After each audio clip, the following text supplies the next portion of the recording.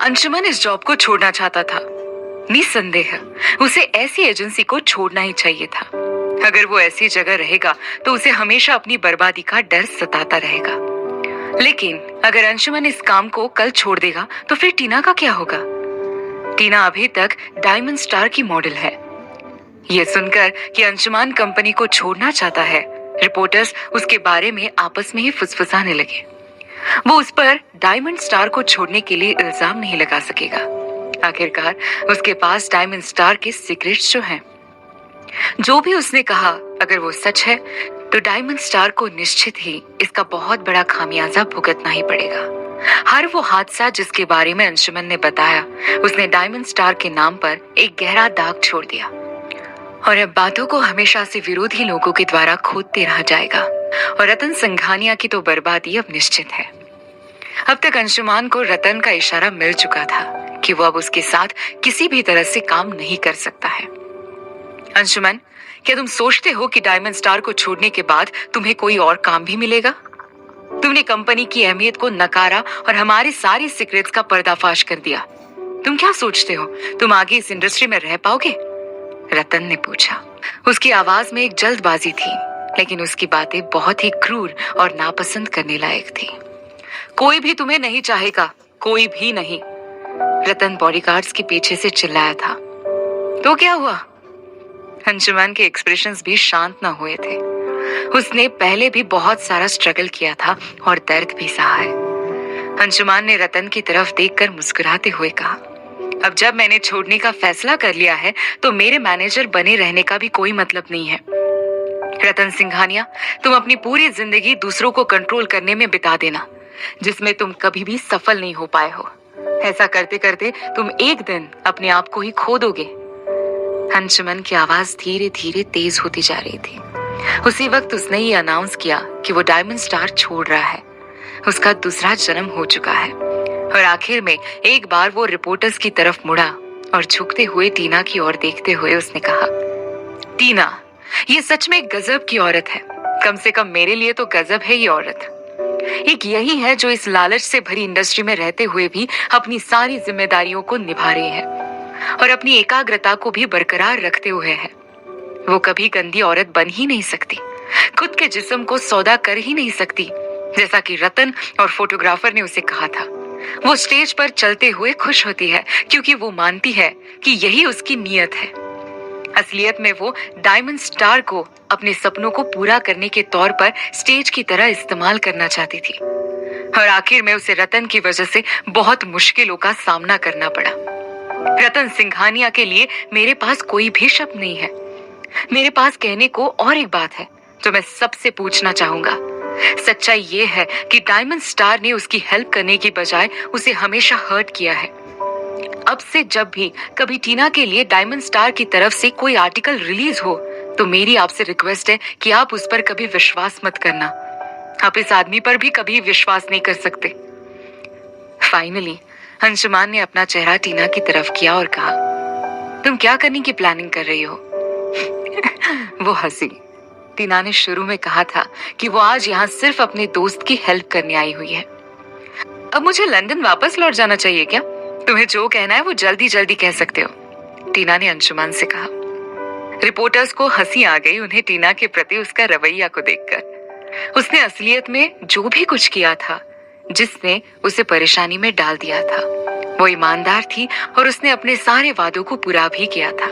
उस समय पर उसके पास अब रतन को रोकने का कोई इरादा भी नहीं था। ये अब साफ दिखाई दे रहा था कि उसने जो कुछ भी किया वो सब्र का फल था, जिसकी कीमत उसे उसकी तारीफ के तौर पर ही मिली थी। इतना ही नहीं, इस लड़ाई में भी उसने अपने आप को इस सिचुएशन से बाहर रखने की पूरी कोशिश की।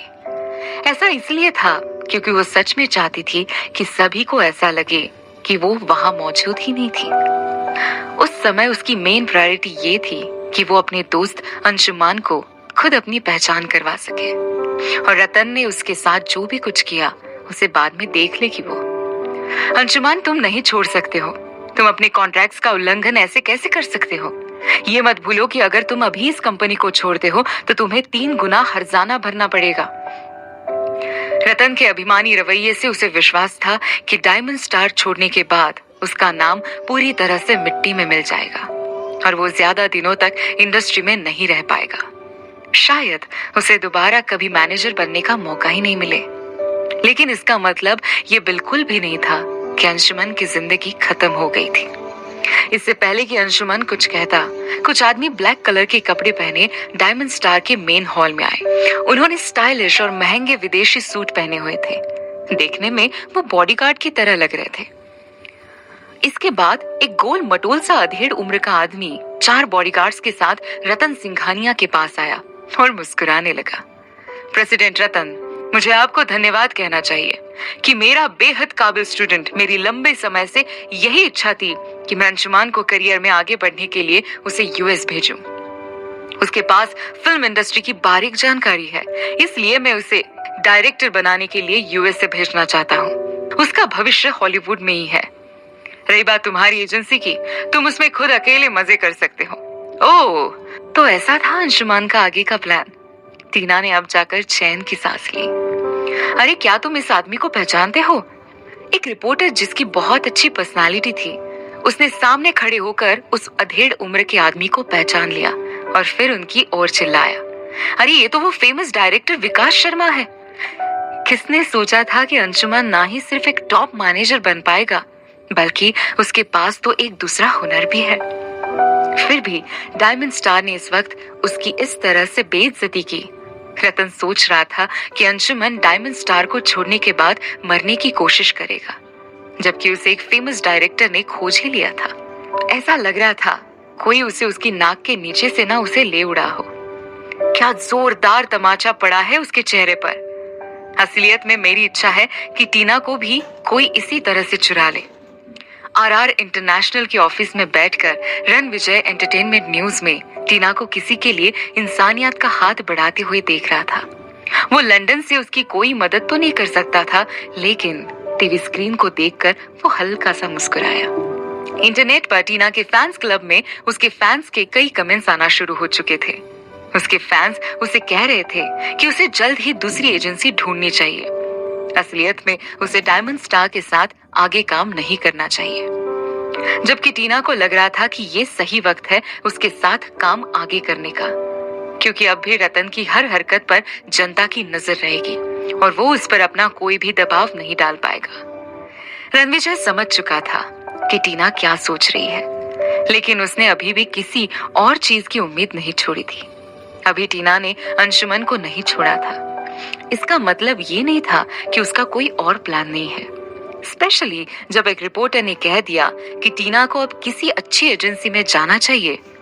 रणविजय ने पहले से कुछ सोच रखा था। इस बीच रणविजय अंशुमन के लिए खुश होना भी नहीं भूला था, जबकि वो ज्यादा समय तक टीना का मैनेजर बनकर भी नहीं रहा था। रणविजय को विश्वास था कि वो नए शहर में वो नई शुरुआत कर पाएगा। उसके साथ उसे फ्यूचर में आगे काम करने का मौका मिल सकता है। इस समय ये देखना भी जरूरी था कि टीना को उसके सारे कॉन्ट्रैक्ट्स वापस मिल गए थे। टीना को हमेशा चिंता रहती थी कि वो बहुत थक जाता था, लेकिन अब से वो शांत रह पाएगा यहाँ से जाने के बाद।